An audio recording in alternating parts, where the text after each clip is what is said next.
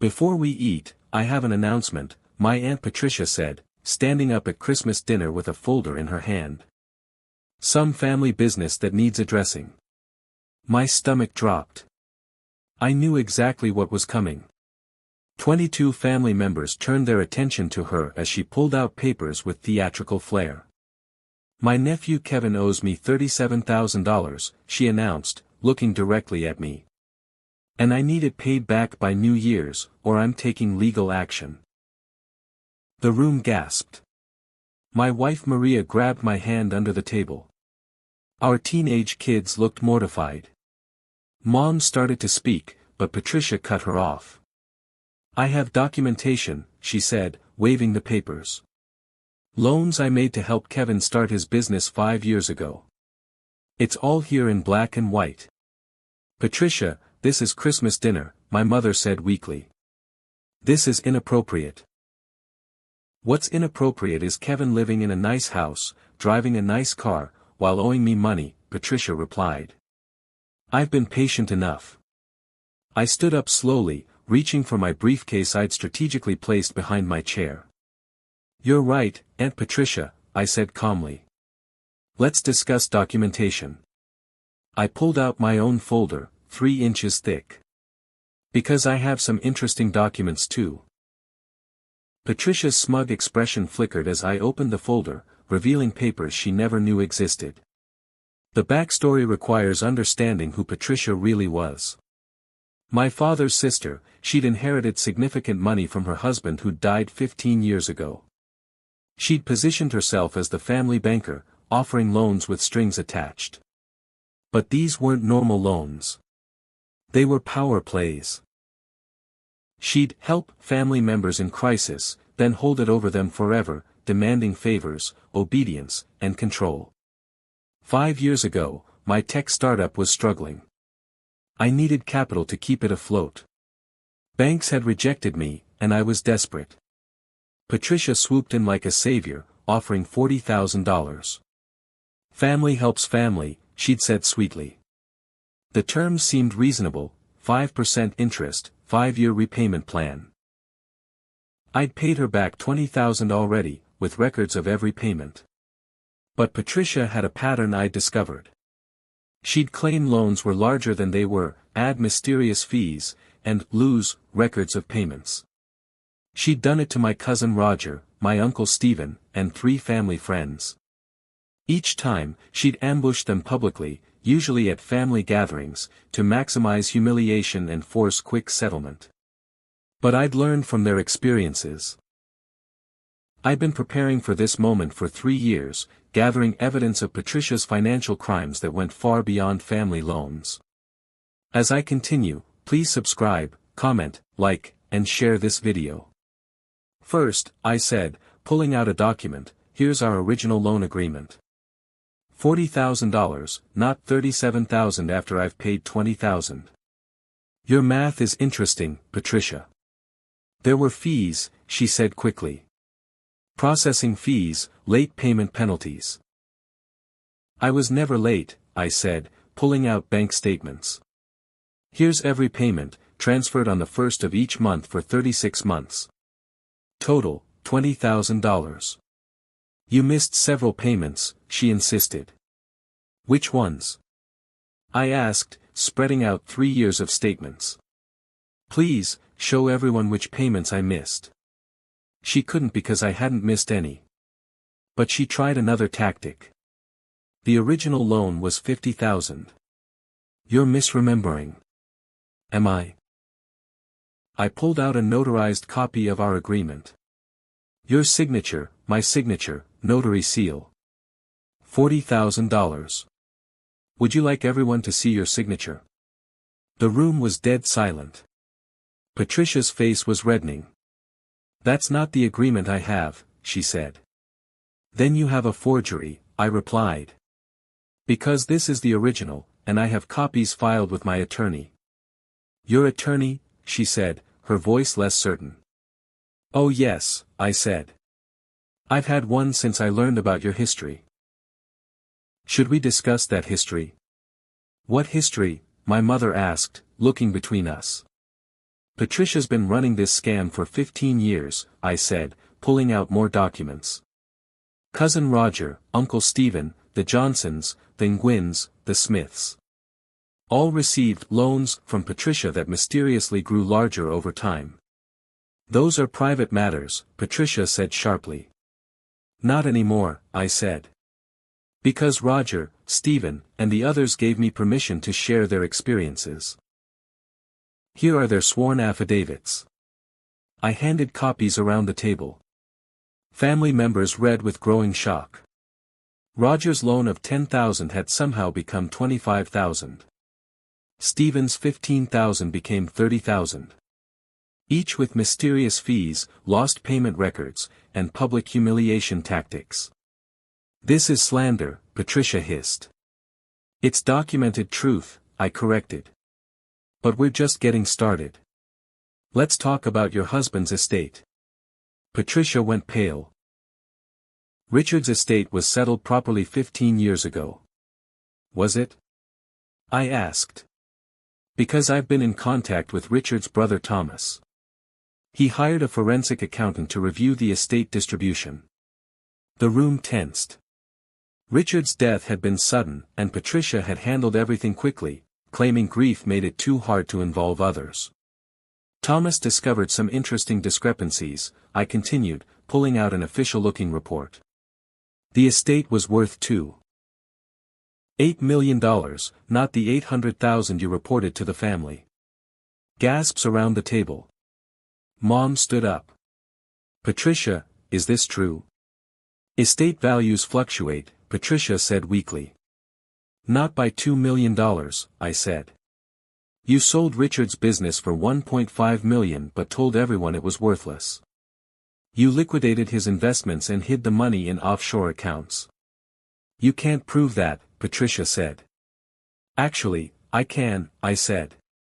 Thomas got a court order for financial discovery. The Cayman Islands account, the Swiss bank, the shell companies. It's all here. I spread out bank documents, legal filings, and investigative reports. The family crowded around to look. You stole from Richard's family? My Uncle James asked, disgusted. His mother died thinking he left nothing, my Aunt Carol added. You let her die in a state nursing home while sitting on millions. I was protecting the money, Patricia said desperately. From who? I asked. Richard's only relatives were his mother and brother. You stole from them to fund your lifestyle. But the best part, I said, pulling out another document, is what you did with that stolen money. Patricia tried to grab the papers, but I held them away. Real estate fraud, I announced. Patricia's been buying properties with stolen funds, flipping them using inside information from her job at the county assessor's office. That's illegal, someone said. Extremely, I confirmed. She knows which properties are about to be rezoned, buys them cheap, then sells after the zoning change. Classic insider trading. You're making this up, Patricia said, but her voice was shaking. The FBI doesn't think so, I said, pulling out a business card. Agent Sarah Collins gave me this yesterday. They've been investigating you for 18 months. Patricia's legs gave out. She sat down hard. They came to me after Thomas filed his complaint, I explained. Turns out, financial crimes across state lines trigger federal investigation. Who knew? You set me up, Patricia accused. You recorded our conversations, didn't you? Every single one, I admitted. Legal in this state. Would you like me to play the one where you admitted to destroying Richard's real will? The family exploded in shock. You destroyed his will. Mom shouted. Patricia, Richard wanted to leave money to the children's hospital. He told everyone. I was his wife, Patricia said defensively. I deserved everything. You deserved what he chose to leave you, I said. Not what you stole through document destruction and fraud. I pulled out my phone. Should I play the recording? It's quite clear. You admitted to burning the will and forging a new one. That's coercion, Patricia said. You tricked me. I asked you about Richard's wishes, I said. You volunteered the information while bragging about how clever you were. Maria spoke up. We've listened to that recording a dozen times with our lawyer. Patricia confesses to multiple felonies. You involved your wife in this? Patricia said, as if that was the real crime. My wife's an attorney, I said. Corporate law, but she knows enough about criminal law to recognize confession to felonies. The room was spinning with revelations. Family members who thought Patricia was generous were learning she was a criminal. The loans to family, my cousin Roger said suddenly. Were those from Richard's stolen money? Every penny, I confirmed. She used stolen funds to loan to desperate family members, then charged interest on money that wasn't hers. It's called money laundering. Oh my God, Roger said. I'm complicit in money laundering. No, Maria assured him. You're a victim. The FBI is clear on that. Patricia's the only criminal here. When is the FBI coming? Patricia asked, defeated. They're not, I said. Yet. They gave me a choice. Get you to confess publicly and make restitution, or they arrest you tomorrow. What do you want? Patricia asked. Full repayment to everyone you've scammed, I said. Richard's brother gets his half of the estate. The children's hospital gets the donation Richard wanted.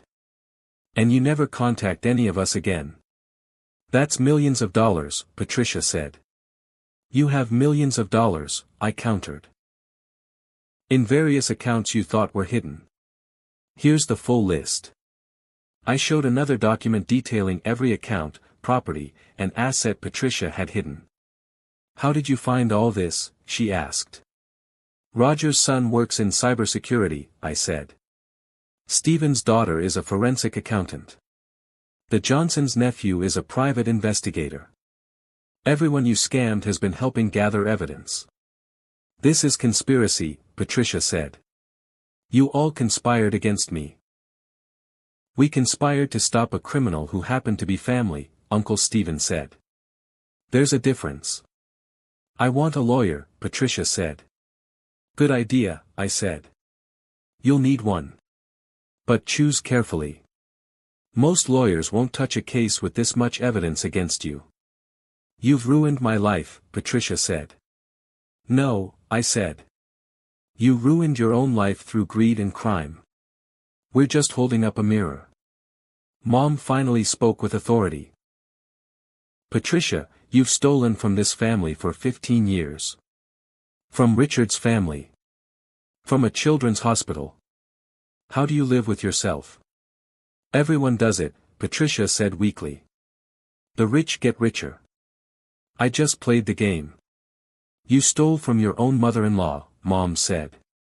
She died alone in poverty while you had millions. That's not a game. That's evil. The moral weight finally seemed to hit Patricia. She started crying, but they were tears of self-pity, not remorse. Do what Kevin says, Dad said quietly. Make restitution. Or spend Christmas in federal prison next year. Patricia looked around the room for sympathy, finding none. Even her own children, my cousins, looked disgusted. I need time to liquidate assets, Patricia said finally. You have 1 week, I said. The FBI was very specific. Full restitution by New Year's, or they proceed with arrest. How do I know you won't turn me in anyway? Patricia asked. You don't, I said. But it's your only chance to avoid prison. 20 years for wire fraud, money laundering, and estate fraud. Your choice.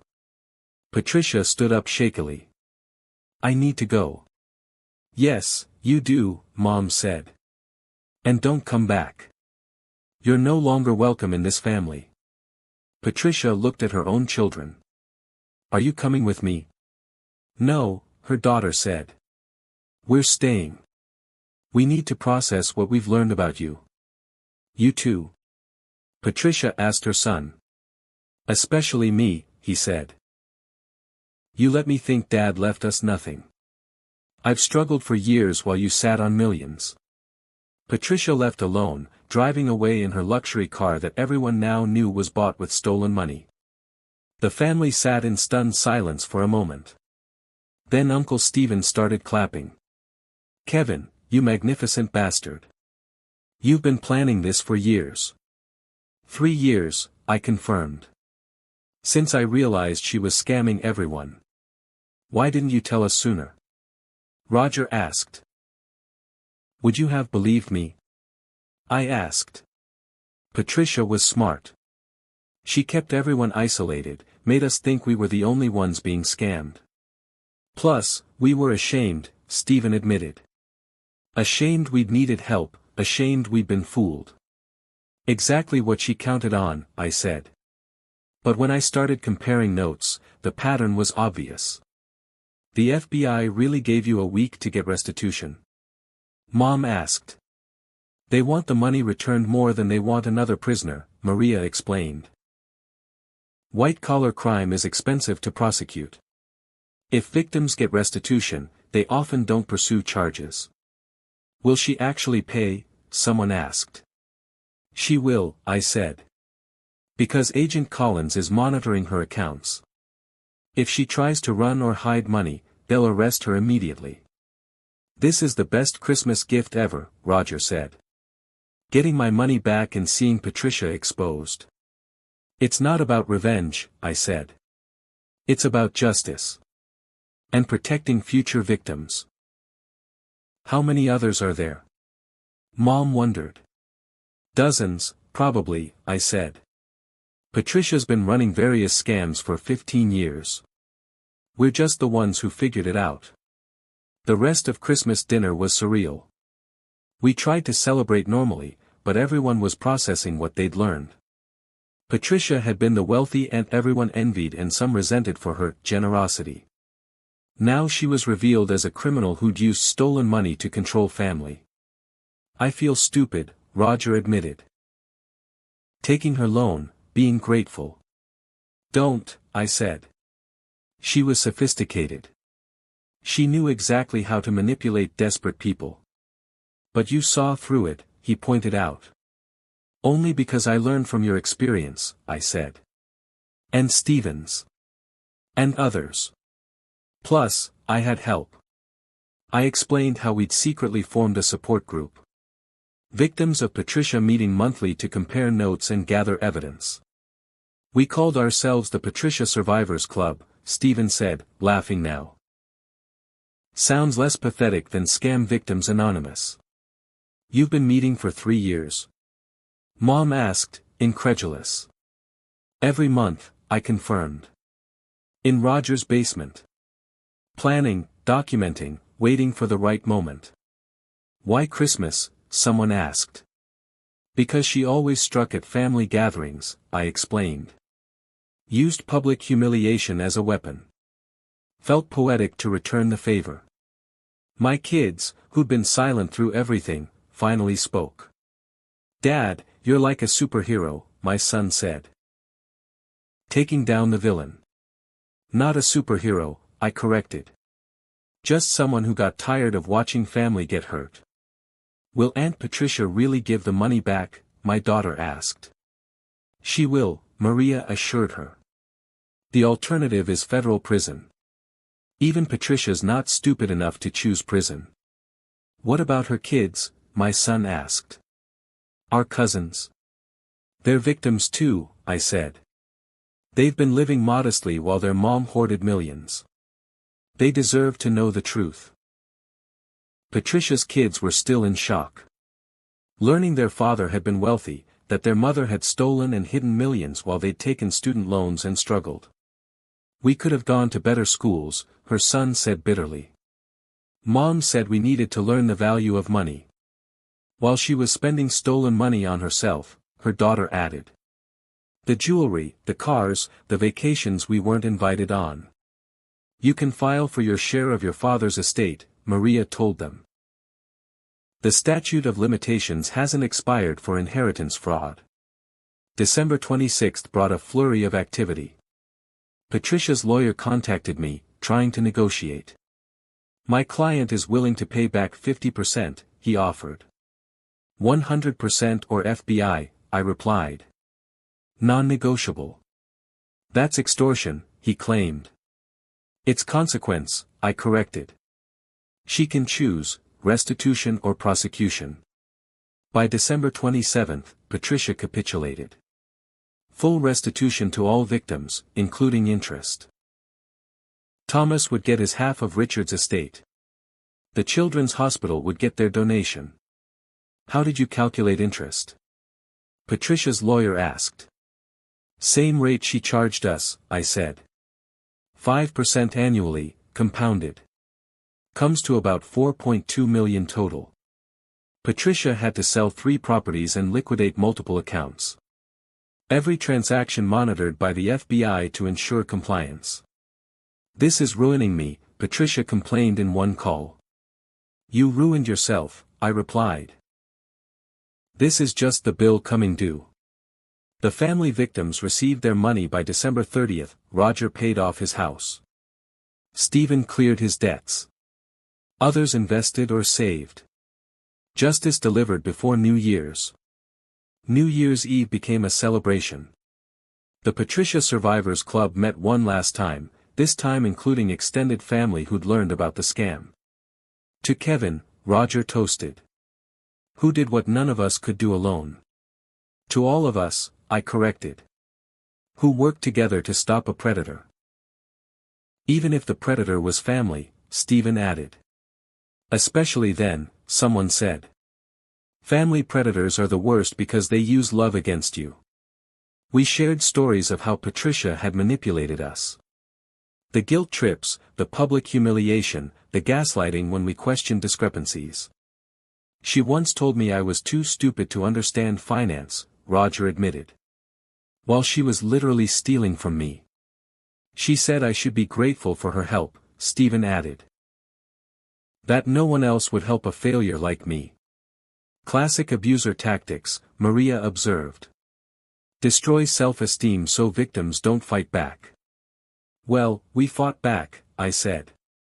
And won. The money was nice, but the validation was better. Knowing we weren't crazy, weren't stupid, weren't ungrateful. Just victims who'd found strength in numbers. Patricia moved away in January. Sold her house, left no forwarding address. Her children received their inheritance share after threatening legal action. She tried to guilt us out of it, her daughter told me. Said we were betraying her. You were claiming what was rightfully yours, I assured her. That's justice, not betrayal. The family dynamics changed significantly. Without Patricia's toxic presence and financial manipulation, relationships healed. Cousins who'd been pitted against each other reconnected. She kept us divided, Roger observed. Made us compete for her approval and loans. Classic divide and conquer, I agreed. Keep victims isolated so they can't compare notes. Mom organized regular family dinners, Patricia-free zones where money was never discussed as power. We talk about our lives, not our debts, she said. Like normal families. The FBI closed their investigation after restitution was complete. Agent Collins called me personally. You did good work, she said. Most families protect criminals out of misplaced loyalty. Loyalty to family shouldn't mean enabling crime, I replied. Tell that to most families, she said. You'd be surprised how many let relatives steal from them rather than cause drama. 6 months later, I received a letter from Patricia. No return address, but her handwriting was unmistakable. You destroyed me, she wrote. I hope you're happy.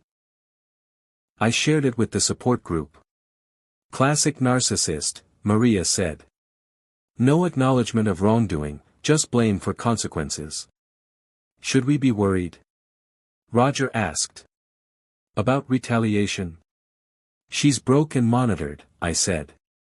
If she tries anything, she'll trigger her suspended sentence. Yes, there was a suspended sentence. Part of the deal for restitution. 10 years suspended, activated if she committed any crime. She's neutralized, Stephen said. Can't scam anyone without risking prison. We voted to frame the letter. Hung it in Roger's basement where we'd met for 3 years. A reminder of victory. Our kids need to see this, someone suggested. Learn that standing up to family criminals is possible. So we started telling the younger generation the full story. Age-appropriate versions for kids, full details for teenagers and young adults. Never loan money you can't afford to lose, we taught them. And always document everything. Even with family, they'd ask. Especially with family, we'd answer. They're positioned to hurt you most. The Children's Hospital invited us to a dedication ceremony. The wing Richard had wanted to fund was finally being built with his money. Patricia tried to steal this, the administrator said. You returned it to its intended purpose. We all attended. Patricia's children spoke about their father's generosity that had been hidden from them. He would have been proud, her son said. And horrified at what Mom did. He loved her, her daughter added. But he also knew she had greed issues. That's why he tried to protect the money in his will. The will Patricia had destroyed. But Richard's intent was finally honored, 15 years late. Thomas, Richard's brother, spoke too. My brother believed in helping others, he said. Patricia believed in helping herself. Today, my brother wins. The ceremony was emotional. Seeing Richard's dream realized after Patricia's theft had nearly destroyed it. This is what justice looks like, I told my kids. Not just punishment, but restoration. Dad, my daughter said, you're kind of amazing. Not amazing, I said. Just persistent. And angry enough to act. Same thing, she replied. A year passed peacefully. Patricia stayed disappeared. The family grew closer without her toxic presence. Then, unexpected news. Patricia had been arrested in Florida. Another scam, this time targeting elderly retirees in a high-end community. She couldn't help herself, Agent Collins told me. These people are compulsive. They can't stop. The suspended sentence activated. 10 years federal prison, no parole possibility for 7. She knew the consequences, I said. And did it anyway. Addiction to control, Collins explained. She needed to manipulate people more than she needed freedom. The Florida victims recovered their money quickly. Patricia's patterns were documented, making prosecution easy. Your documentation helped us establish pattern behavior, the prosecutor told me. She'll never scam anyone again. The family felt relief. Final closure. Patricia was locked away, unable to hurt anyone else. It's sad, Mom said. She had everything and threw it away for the thrill of controlling people. Not sad, I disagreed. Predictable. She showed us who she was. We just finally believed her. Patricia's children thrived without her influence. Her daughter became a financial advisor specializing in elder fraud protection. I know the signs, she'd say. I was raised by a master manipulator. Her son started a support group for family members of white-collar criminals. We're victims too, he explained. But no one sees it that way. They both thanked me regularly for exposing their mother. We could have become like her, her daughter said. Thinking manipulation was normal. You were always better than her, I assured them. Even before you knew the truth. The Patricia Survivors Club evolved into a financial literacy group. Teaching family members about loans, documentation, and red flags. Never again, became our motto. No one in this family gets scammed again. We created a family fund for emergencies. Transparent, documented, with multiple overseers. No single person could manipulate it. Anti-Patricia provisions, Roger called them. Everything required documentation, witnesses, and clarity. No secret loans, no hidden fees, no public humiliation. This is what healthy family support looks like, Mom said. Transparent and respectful. Christmas came around again. 2 years after the confrontation. The family gathered without fear of ambush or humiliation. "Remember when Aunt Patricia tried to destroy Kevin?" someone asked. "And Kevin destroyed her instead," another added. "With paperwork." "I didn't destroy her," I corrected. "She destroyed herself. I just documented it." We told the story to new family members. In-laws, new partners, family friends who joined our gatherings. "This is why we document everything," we'd explain. "And why we don't tolerate financial manipulation." One new in-law asked, "Isn't it harsh to prosecute family? Isn't it harsher to let family steal from you?" Maria countered. "Enabling crime isn't love." The tradition stuck. Every Christmas, we'd share financial wins. Debts paid, savings grown, investments made. Celebrating financial health Patricia had tried to sabotage. "She'd hate this," Roger laughed. "Us being financially stable and informed." "Good," Stephen said. "Her hatred would mean we're doing something right." No one missed Patricia. Her absence was presence. The presence of peace, truth, and genuine family support. 5 years have passed since that Christmas confrontation. Patricia remains in prison. She's tried writing to various family members, seeking forgiveness or money. All letters returned unopened. She's dead to US, is the family consensus. Not cruelly, just practically. Some relationships can't be repaired. Her children visit her occasionally. Report back that she still claims victimhood, still blames everyone else. "She'll never change," her son says. "Prison just made her more bitter." "But we've changed," her daughter adds. "We've broken the cycle." They've both married well. Honest partners who know the full history and love them anyway. "Your mom isn't your destiny," their spouses say. "You've proven that." The next generation is growing up financially literate. They know about loans, interest, documentation. They'll never be victims like we were. "Aunt Patricia taught us backwards," the kids say. By showing us what not to do. Every family needs a cautionary tale. Patricia is ours. The aunt who had everything and lost it all to greed. I still have all the documents. Boxes of evidence in a storage unit. Why keep them? Maria asks. Reminder, I say. Of what we survived. What we overcame. Sometimes young family members ask to see them. When they're considering loans or feeling financial pressure. Look what happened to us, we show them. Learn from our pain. The FBI occasionally calls. Other families facing similar scams, needing advice. I always help. Patricia created experts, I tell them. We know every trick because we lived through them all. The support group model spread. Other families copying our approach to dealing with financial predators. Document everything, trust nothing, verify always. It saved countless people from scams. You turn trauma into teaching, a therapist told me. That's powerful healing. But it wasn't about healing initially. It was about justice. The healing came later, naturally. Would you do it again? My son asked recently. Confront her publicly like that? Every time, I said. Public crimes deserve public justice. Last month, Richard's Children's Hospital wing was completed.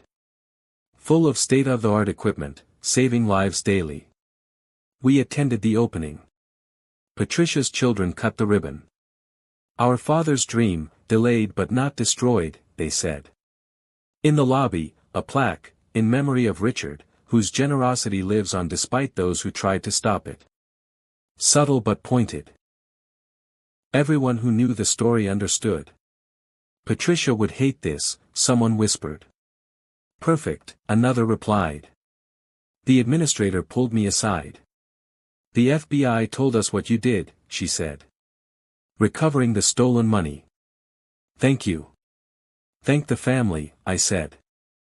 We did it together. But you led, she insisted. That takes courage.